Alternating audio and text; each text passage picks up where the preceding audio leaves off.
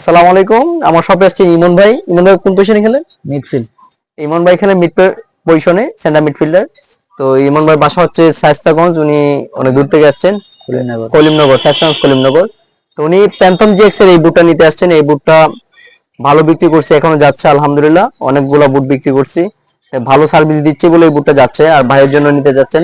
আচ্ছা ভাই, আপনি যে বুটটা চয়েস করছেন কেমন লাগছে আপনার কাছে? আর যারা কিনতে চায় বা অর্ডার করতে চায় তাদের উদ্দেশ্যে আপনি কি বলবেন? অবশ্যই ভালো লাগছে, এর লেগে এই জন্য কিনছি।